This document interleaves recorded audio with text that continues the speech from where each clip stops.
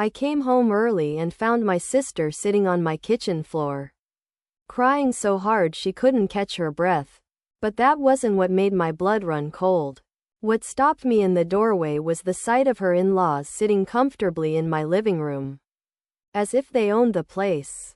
There were folders spread across my coffee table, legal documents, bank forms, property records, and right on top of the stack was a copy of the deed to my house. My house.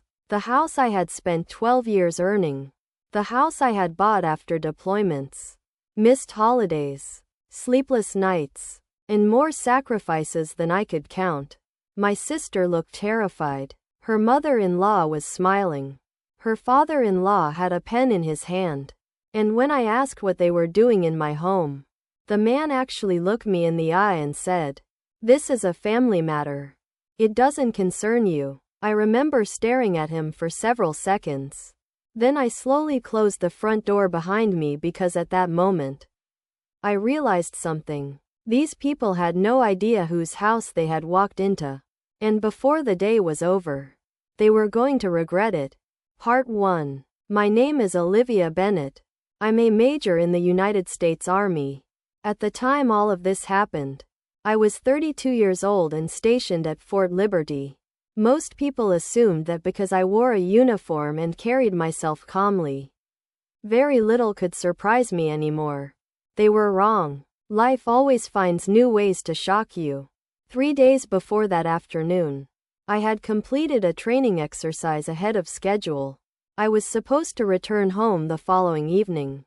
Instead, I decided to drive through the night and surprise my younger sister Hannah and her baby. Hannah had been staying with me for almost 6 months.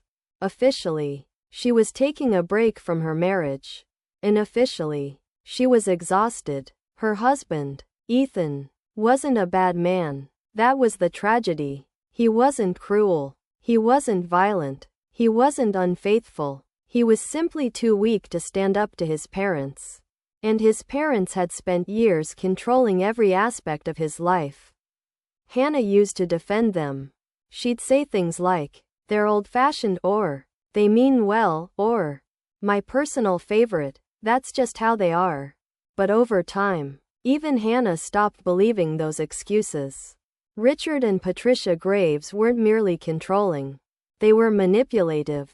The kind of people who viewed every relationship as a transaction, every kindness as leverage, every weakness as an opportunity.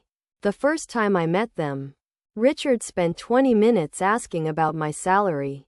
The second time, Patricia wanted to know exactly how much my house was worth. I should have paid more attention. Instead, I simply kept my distance. I wasn't married to them. Hannah was. As I pulled into my driveway that afternoon, I noticed an unfamiliar black sedan parked near the curb. I frowned. Hannah wasn't expecting visitors. Neither was I. Then I heard crying before I even opened the front door. Not loud crying. Not dramatic crying. The kind that comes after hours of holding everything in. The sound instantly tightened something inside my chest. I pushed the door open and walked into a nightmare. Hannah sat on the kitchen floor. Her cheeks were red. Mascara stained her face. Her hands trembled as she clutched a tissue. Little Liam, her 8-month-old son, slept upstairs, completely unaware of the storm unfolding below.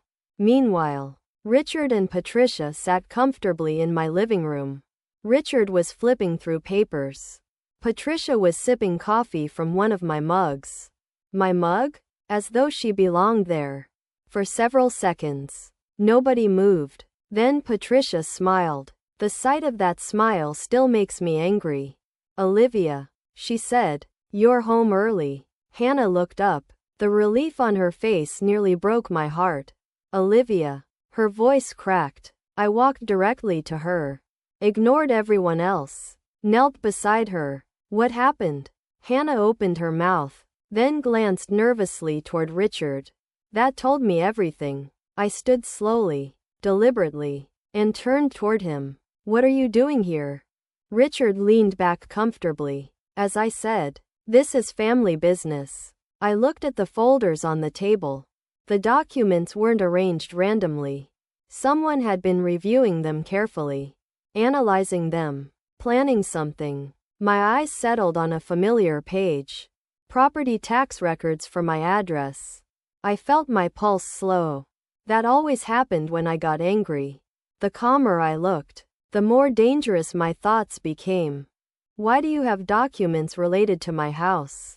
Patricia laughed softly. Oh, don't be dramatic. That answer told me more than any explanation could have. People who aren't guilty usually answer questions. People who are guilty try to dismiss them. I stepped closer. Richard finally sat upright. For the first time, I saw uncertainty flicker across his face. Just a little. Not enough. Answer the question. Hannah suddenly stood. Olivia. I turned toward her. Her eyes filled with tears again. They want me to sign something. The room went silent. Richard immediately spoke. It's not what you're making it sound like. I ignored him. What do they want you to sign?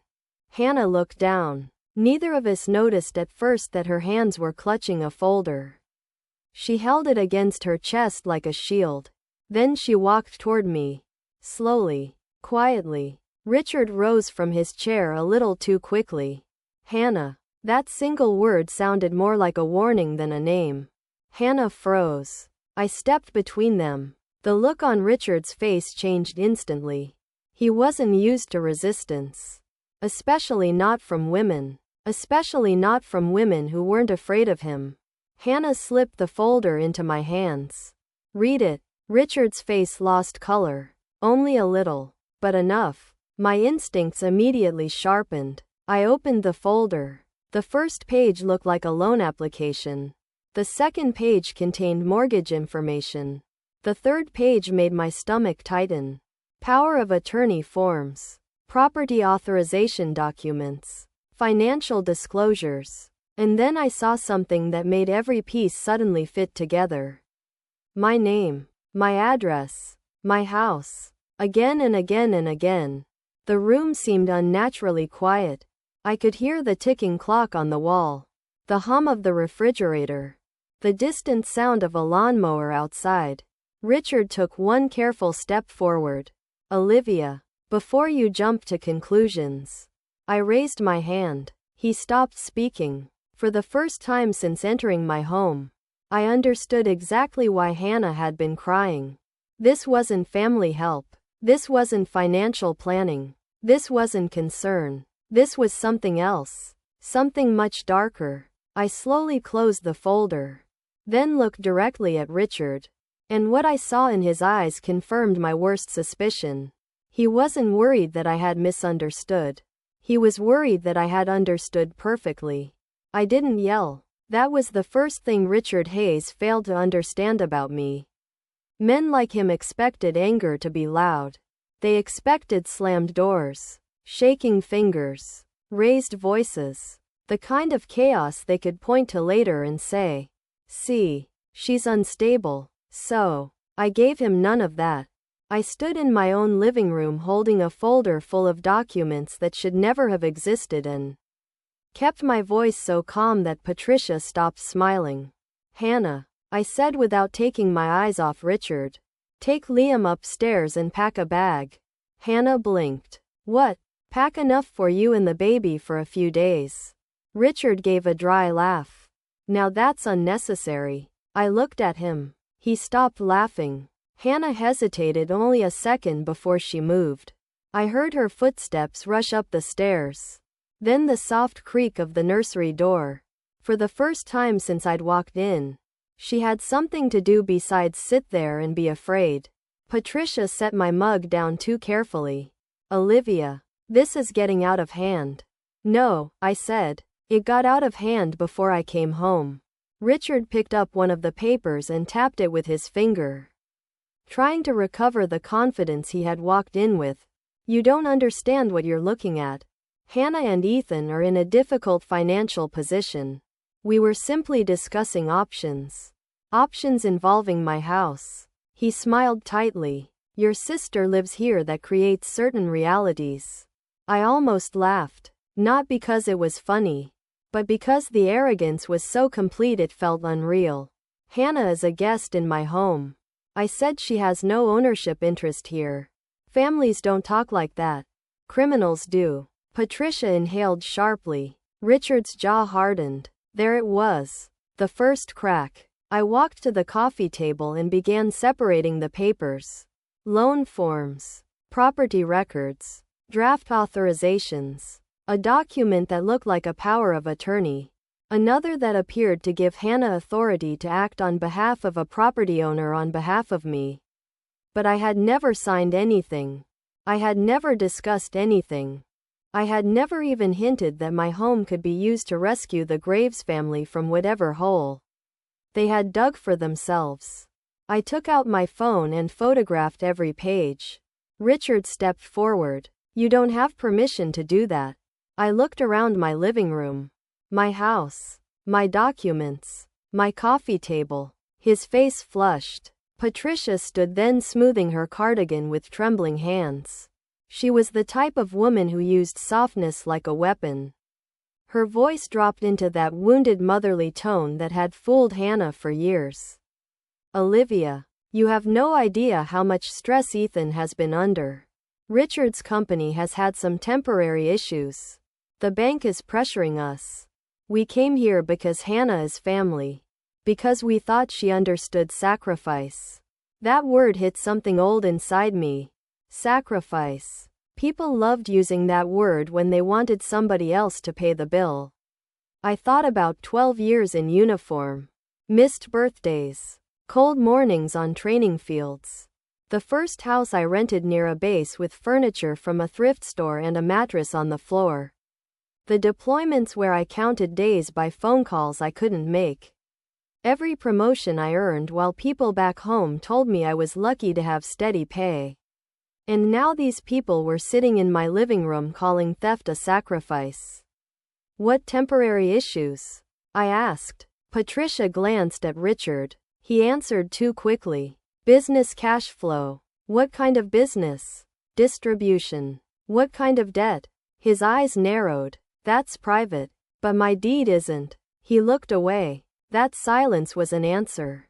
Hannah came downstairs 15 minutes later with Liam against her hip and a duffel bag over her shoulder. The baby looked sleepy and warm. His cheek pressed against her collarbone. Seeing him made the room feel smaller. More fragile. Hannah's eyes moved from me to Richard. I want them to leave, she whispered. Richard's face changed instantly. Not anger first. Disbelief. As if Hannah had broken some natural law by speaking against him. Hannah, he said, don't be foolish. She flinched. I hated that flinch. It wasn't dramatic. It wasn't visible enough for strangers to notice. But I knew my sister. That tiny movement carried months of being corrected, guilted, cornered, and talked down to until she no longer trusted her own judgment. Patricia moved toward her. Sweetheart, you're overwhelmed. Give me Liam and sit down. Hannah stepped back. No. The word was small, but it stood. Patricia froze. Richard's voice dropped. You have no idea what you're doing. Hannah's hands tightened around her son.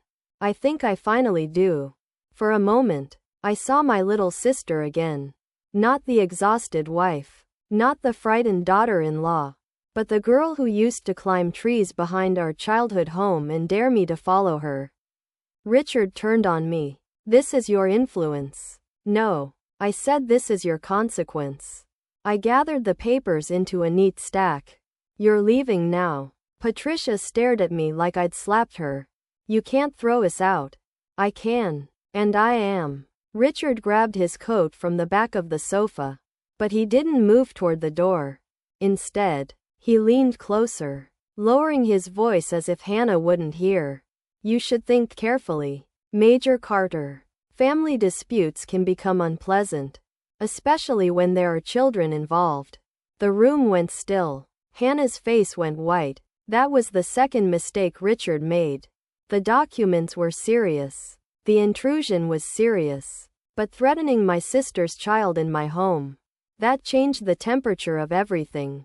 I stepped close enough that he had to tilt his chin down to look at me. You will never use that baby as leverage again. He swallowed. Just once. Then covered it with a sneer. Military people always think intimidation solves problems. I said documentation does. His eyes flicked toward the folder in my hand. There it was again. Fear. Small but real. They left 5 minutes later. Patricia tried one last time to touch Hannah's arm. But Hannah moved behind me. Richard walked out first, shoulders stiff. Pride. Wounded. But not broken. He still believed this was a setback.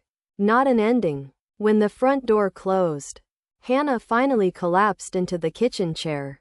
Liam began to fuss. She rocked him automatically, whispering, "It's okay, baby. It's okay." But she wasn't talking to him. She was talking to herself. I locked the door, checked the window, then sat across from her. "Tell me everything." And she did. At first, the story came in fragments. Richard's business had been failing for nearly a year. Patricia had hidden bills from Ethan. Ethan had taken out one personal loan to help them. Then another. Hannah found collection letters tucked inside a drawer at their house.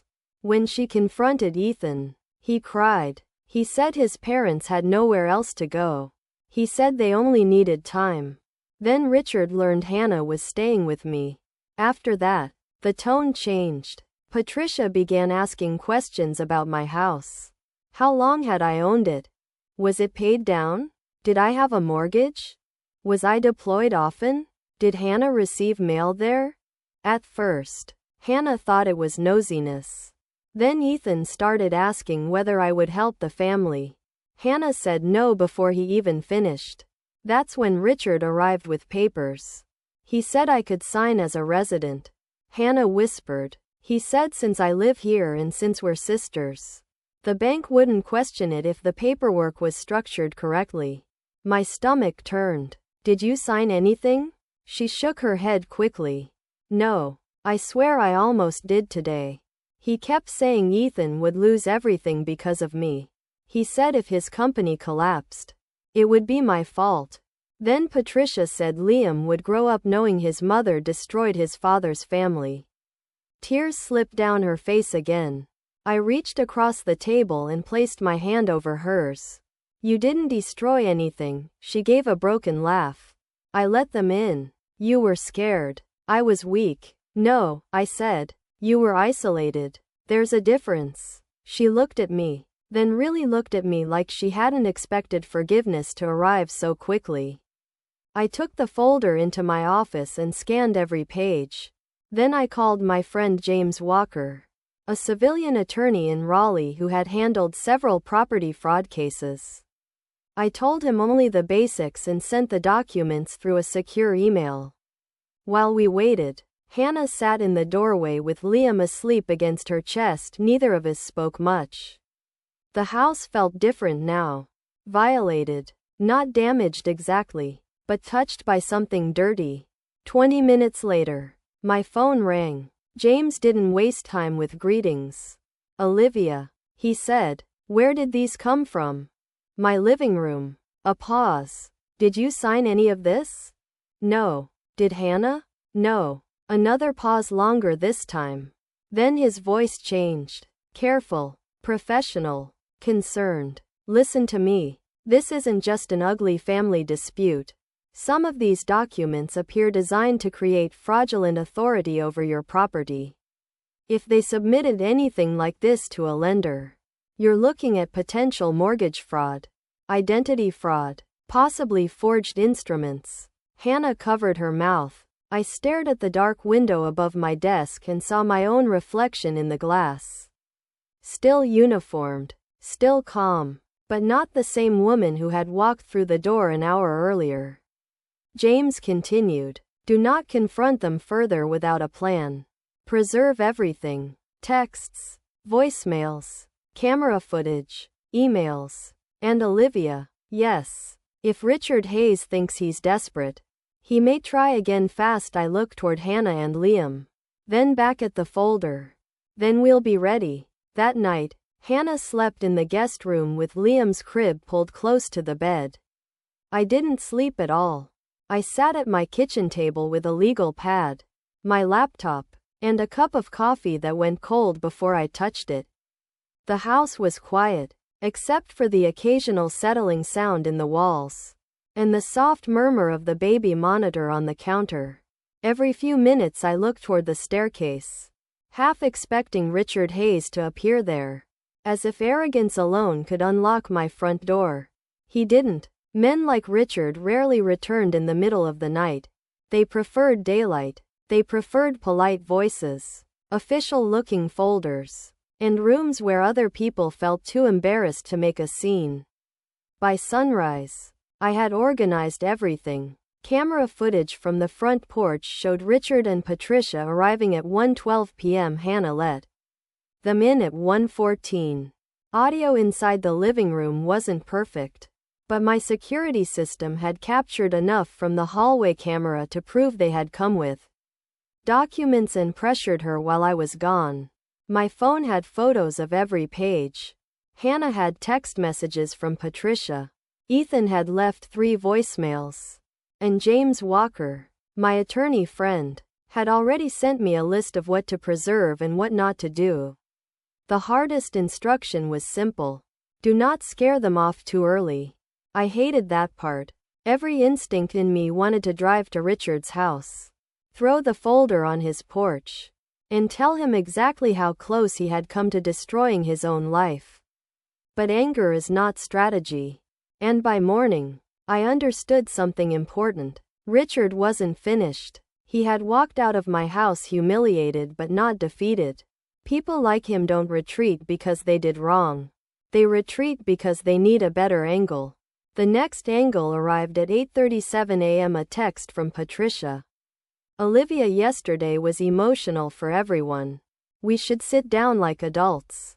Hannah is confused and Richard only wants to protect the family. Please don't make this ugly. I read it twice. Then I handed the phone to Hannah. She stood at the kitchen island in one of my old army sweatshirts, her hair tied back. Liam balanced on her hip. She looked younger without makeup. Not weak, just worn down. She always does that, Hannah said quietly. She makes it sound like the problem is how we reacted, not what they did. Then we'll let her keep talking. Hannah looked up. What do you mean? I opened a blank message and typed slowly. I need time to think. If this is truly about helping Hannah and Ethan, send me exactly what you wanted signed and why. Hannah stared at the screen. You're answering her. I'm documenting her. I sent it. Patricia responded 11 minutes later. Of course. We're relieved you're willing to listen. Richard can explain the structure better. It's not illegal, Olivia. Families do this all the time. I almost smiled. People who are about to confess often begin by telling you something isn't illegal. By noon, Richard emailed me. His tone was different in writing. Cleaner, smarter. Someone had polished the language, but the meaning still showed through. He explained that his company had a short-term liquidity crisis. He described Hannah as a family resident of my property and suggested that with my informal consent, documents could be structured to establish her authority to pledge limited equity against a bridge loan. Limited equity, bridge loan, informal consent. 3 phrases trying desperately to address theft in a suit. He attached revised paperwork. This time, my name was spelled correctly on every page. That detail made my skin crawl. It meant yesterday's documents weren't sloppy drafts. They were practice. I forwarded everything to James. His reply came 10 minutes later. Keep going. Ask how much money. So, I did. Richard answered within the hour. $650,000. I sat back in my chair. Hannah covered her mouth. No, she whispered. I read the line again just to be sure my anger hadn't invented a zero. It hadn't. Richard wanted to borrow $650,000 against a house he did not own through authority he did not have, using my sister as the weak link. That was when the case changed shape in my mind. This wasn't panic. This was a plan. A desperate one maybe, but still a plan. Hannah sank into the chair across from me. Ethan knows. I didn't answer immediately. She stared at the table. He has to know, doesn't he? I don't know, but he asked me about the house. He asked if you'd ever given me permission to handle your mail. He asked if my name was on any utilities here. Her voice cracked. I thought he was just trying to understand where Liam and I were living. I hated what uncertainty did to her face. It made grief worse because grief at least knows what it has lost. Uncertainty just keeps cutting. We need facts, I said. Hannah wiped her cheeks. I'm tired of facts. I want my husband to be the man I thought he was. That was the first time she said it plainly. Not that Ethan was overwhelmed. Not that his parents were pressuring him. Not that marriage was complicated. Just the truth. She missed a man who might never have existed without his parents' shadow covering him. That afternoon, Ethan called. Hannah froze when his name appeared on her phone. I didn't tell her what to do. That mattered. Richard and Patricia had spent months making decisions for her. I would not rescue her by taking her choices away. After a long moment, she put the call on speaker. Hannah, Ethan said, breathless. Thank God. Mom said Olivia blew everything up. Hannah closed her eyes. Did you know about the papers?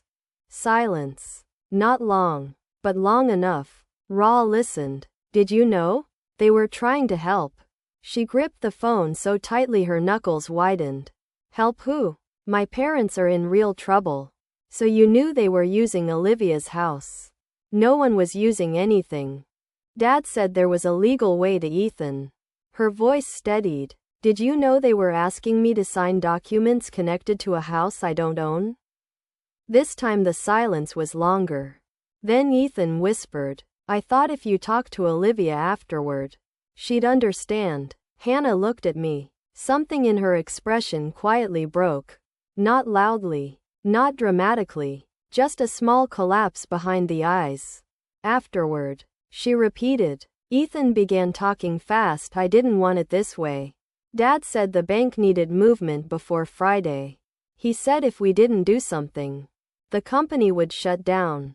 Mom's been sick from stress. I didn't know they went over there without telling me. But you knew the plan. Hannah, please. She ended the call. For a few seconds, the kitchen held its breath. Then Liam, sitting in his high chair with a plastic spoon, slapped the tray and laughed. The sound was so innocent it hurt. Hannah walked to him and pressed her forehead to his. I turned away to give her privacy. My phone buzzed. James. Call me. I stepped into the hallway and answered. His voice was sharp. Olivia. I had a contact. Look at the lender name on those documents. Richard submitted a preliminary package this morning. My hand tightened around the phone. Using what authority? That's the problem. The package includes what appears to be a signed declaration from Hannah stating she has permission to act regarding the property. Hannah didn't sign anything. I know, but someone submitted it. I looked through the doorway at my sister holding her baby. All the air seemed to leave the hall. James continued, quieter now. There's more. Ethan's name is on an affidavit as a witness. I closed my eyes. For the first time since this began, I felt the full weight of what Richard had done. He hadn't just targeted my house. He had turned a husband against his wife, a father against his child, and a family against the one person kind enough to give them shelter. Can we stop the loan?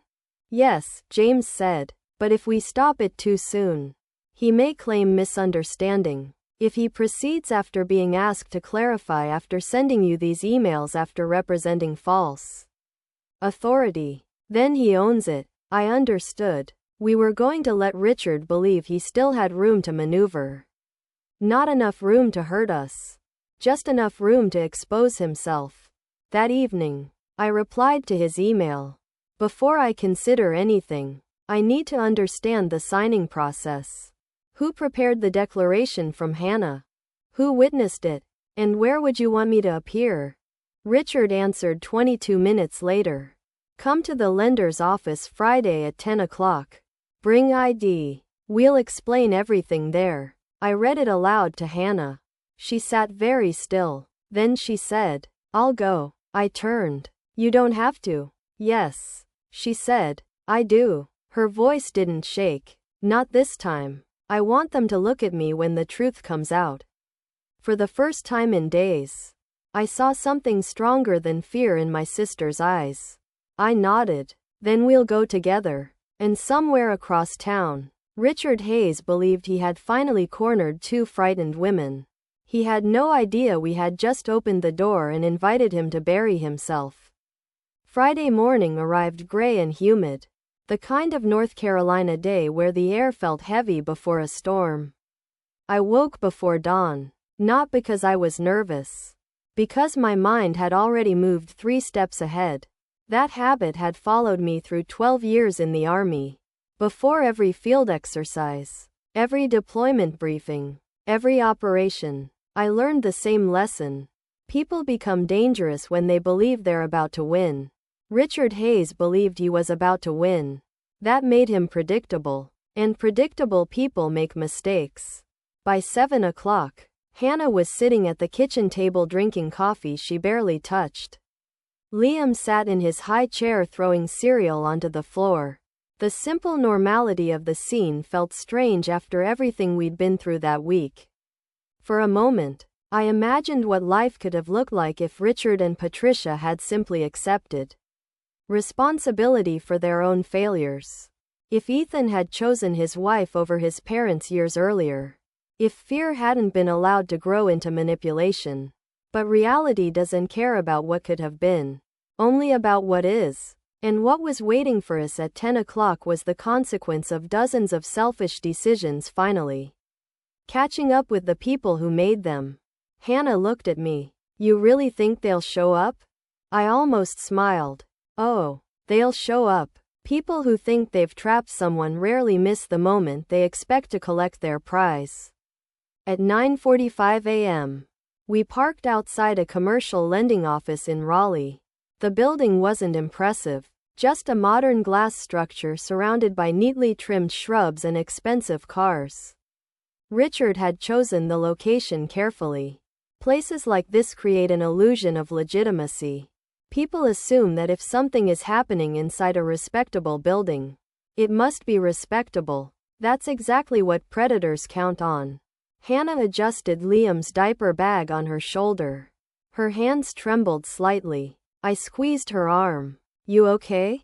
She nodded. No. Then she laughed softly. But I'm here. That was enough. Inside, a receptionist directed us toward a conference room.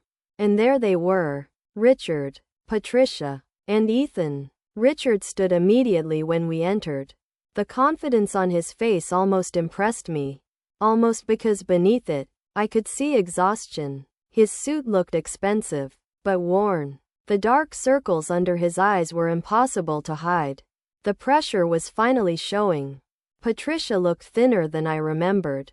More brittle. Like someone desperately trying to maintain control of a life already falling apart. Ethan looked the worst. He barely met Hannah's eyes.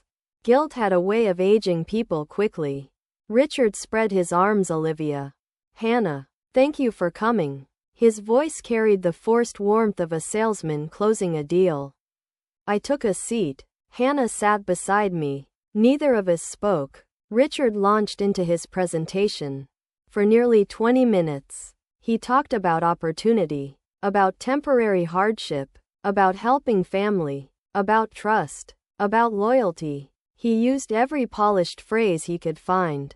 Not once did he use the words debt fraud, deception, or pressure. Funny how people avoid the most important words. Finally, he slid a folder across the table.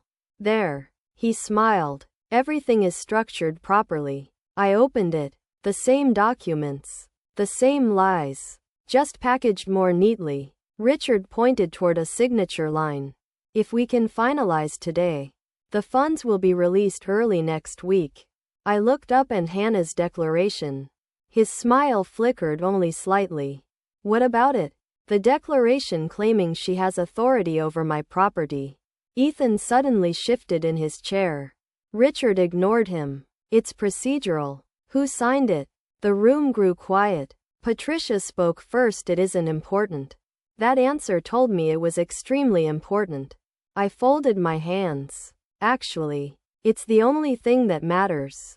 Richard's jaw tightened. For the first time, his patience began slipping. Olivia, we're wasting time. No. I leaned back. We're finally getting to the truth. Ethan stared at the table. Hannah stared at Ethan. The silence stretched. Then, Richard lost control. Not completely. Just enough. Do you understand what's at stake? He snapped. Hundreds of jobs. Families. Years of work. No, I said calmly. What's at stake is whether you tried to steal my house. The room froze. Patricia inhaled sharply. Ethan looked physically sick. Richard laughed. A forced, ugly laugh. That's absurd. Is it? I opened my briefcase. His eyes followed the movement. The confidence disappeared. Not all at once. Piece by piece. Like a building developing cracks. I placed several folders on the table. One by one. Email records. Text messages. Property documents. Bank communications. Photographs. The lender representative sitting quietly at the end of the table finally spoke. What exactly is this? I slid a packet toward him. Evidence. Richard went pale. Hannah later told me that was the exact moment she realized he knew he was finished. Because innocent people get angry. Guilty people get scared. The lender representative began reading. The room became silent except for pages turning. Richard tried to interrupt. The man raised a hand. Please sit down. Richard sat. For the first time all morning. He looked small. The lender representative continued reading. His expression changed gradually. Confusion. Concern. Disbelief. Then something closer to alarm. Finally, he looked directly at Richard. Mr. Graves. These documents raised serious questions. Patricia's face lost all color.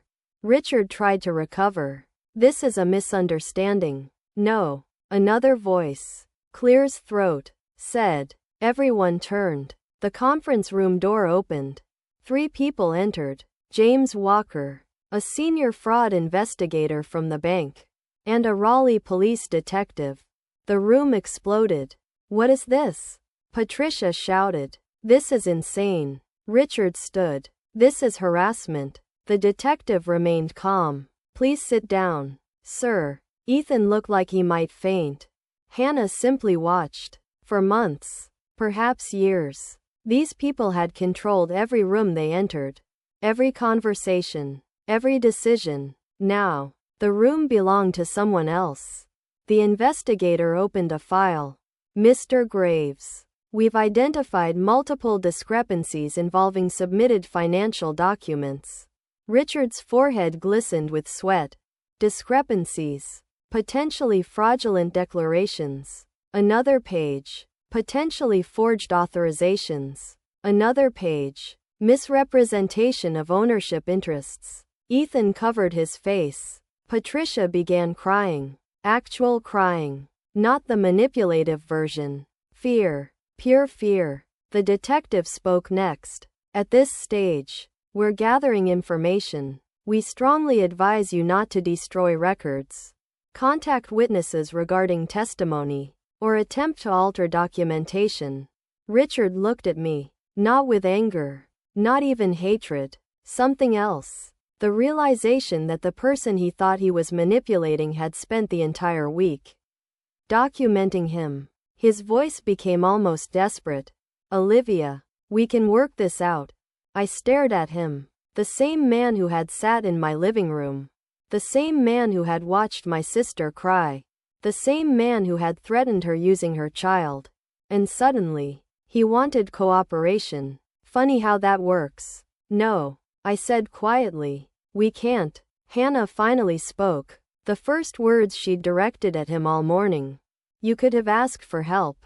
Richard looked stunned, she continued. You could have told the truth. Patricia sobbed harder. Ethan's shoulders collapsed. Hannah shook her head. But instead, you tried to take from the people who trusted you. No one had anything to say to that. Because it was true. The investigator gathered his files. The detective exchanged a few final words with the lender representative. The meeting ended shortly afterward. But Richard's nightmare was only beginning. As we stood to leave, the detective stopped him. Mr. Graves. Richard turned slowly. The detective handed him a business card. We'll be contacting you soon. I watched every drop of blood drain from his face. For the first time since this entire ordeal began, Richard Hayes looked exactly like what he was. Not powerful, not clever, not in control, just a frightened man watching the consequences finally arrive. And as Hannah and I walked out of that conference room together, I knew something important. The battle was over. Now came the fallout. The first phone call came 4 days later. I was mowing the lawn when my phone vibrated in my pocket. The display showed Ethan's name. For a moment, I considered letting it ring. Not because I hated him. Strangely enough, I didn't. By then, I'd learned something about people like Ethan. Not everyone who causes damage is malicious. Some are simply weak, and weakness can destroy lives just as effectively as cruelty. I turned off the mower and answered, "Hello." For several seconds, I heard nothing. Then Ethan spoke. His voice sounded exhausted. They searched my father's office. I leaned against the handle of the mower. Okay. They took computers. Another pause. Boxes of records. I wasn't surprised. The fraud investigator had been very interested in Richard's financial history. Once lenders start looking closely, they tend to discover things people hoped would remain buried. Ethan swallowed audibly. I didn't know how bad it was. I looked across the yard. Hannah was sitting on a blanket beneath an oak tree while Liam crawled through the grass. Chasing bubbles she blew from a small plastic wand. For the first time in months, she looked peaceful. Not happy. Not yet, but peaceful. The difference matters. Did you call to tell me that? I asked. No. His voice cracked. I called because Hannah won't answer. I remained silent. I know I don't deserve forgiveness. He laughed bitterly. Honestly, I don't even know if I deserve a conversation. That was probably the most honest thing I'd ever heard him say. After another long silence, I finally replied, "Then stop worrying about what you deserve." What does that mean? It means start worrying about what your son deserves. The line went quiet. I could almost hear him processing the words. Then he whispered, "I miss him." I looked at Liam. The little boy had discovered a dandelion and was staring at it with complete fascination. Children make life simple. Adults make it complicated. You should have thought about that sooner. I know. And for once, I believed him. The investigation expanded rapidly after that. Much faster than even James had expected. The lender uncovered inconsistencies in multiple loan applications connected to Richard's company. Then another bank found questionable documentation.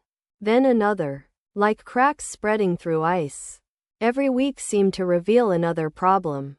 Another discrepancy. Another lie. The story that emerged was ugly. Richard's company had been struggling for years. Not months. Years. Instead of downsizing, restructuring, or admitting failure, he had borrowed, then borrowed again, then hidden losses, then shifted money, then concealed more losses. By the time he targeted my property, he wasn't trying to save a healthy business. He was trying to delay a collapse that had already happened. Patricia had known far more than she admitted. That revelation seemed to shock everyone except Hannah. She later confessed that part of her had suspected it for a long time. Love doesn't make people blind. Fear does. And Patricia had spent years teaching everyone around her to fear disappointing her. By autumn, The company was gone. Bankruptcy proceedings followed. Former employees began speaking openly. Former partners came forward. Old financial records resurfaced. Richard had spent decades building a reputation. Watching it unravel took only a few months. One evening, Hannah and I sat on my back porch after Liam had fallen asleep. The air smelled faintly of rain. Crickets chirped in the darkness. For a while, neither of us spoke. Then Hannah asked the question I'd been expecting for weeks. Do you think they're evil? I considered it carefully, because life is rarely that simple. Finally, I shook my head. No. She looked surprised. I continued. I think they're selfish. What's the difference? Selfish people convince themselves they're good. That's what makes them dangerous. Hannah stared into the darkness. I could tell she was thinking about every holiday dinner, every guilt trip, every manipulation, every time Richard or Patricia had framed their demands as love. Eventually, she nodded. Yeah. A sad smile touched her face. That sounds right. Several weeks later, she filed for legal separation. It wasn't dramatic. There were no screaming matches, no revenge speeches, no movie-style confrontations, just paperwork, signatures, quiet tears, and acceptance. Ethan didn't fight it. I think by then he understood that some things once broken never return to their original shape. To his credit, he began showing up consistently for Liam. Not perfectly, consistently. And sometimes that's where redemption begins. One ordinary Tuesday afternoon, almost 7 months after I came home early and found Hannah crying on my kitchen floor. She walked into my office carrying a cardboard box. What is that? She smiled. My apartment keys. I stared at her. You got it? She nodded. A real smile this time. The kind I hadn't seen in years. I got it. For a moment, neither of us moved. Then I stood and hugged her. She laughed through tears. I thought I'd never start over. Most people do, I said. They just don't know it yet. The apartment wasn't large. It wasn't luxurious. But it was hers. Every bill, every decision, every responsibility, every victory hers. Watching her rebuild her confidence was more satisfying than anything that happened to Richard. Far more satisfying because revenge can feel good. But healing feels better. A month later, Hannah invited me over for dinner. Liam sat in a high chair decorated with cartoon dinosaurs. The kitchen smelled like baked chicken and rosemary. A tiny framed family photo sat on the counter. Just Hannah and Liam. Nothing fancy. Nothing expensive. Just peace. As I watched my nephew laugh at something only toddlers find funny, Hannah suddenly grew quiet. What? I asked. She looked at me. Her eyes softened. If you hadn't come home early that day, I already knew where she was going. You don't know that? Yes, I do. She shook her head slowly. I was exhausted. I was scared. They kept pushing. They kept saying Ethan would lose everything. A tear rolled down her cheek. I think I might have signed. The room became silent. I reached across the table and squeezed her hand. You didn't, but I almost did. I nodded. Almost doesn't count. For several seconds, she stared at our hands. Then she smiled. A real one. The kind that comes after surviving something. Not before. That night after dinner, I drove home beneath a sky filled with stars.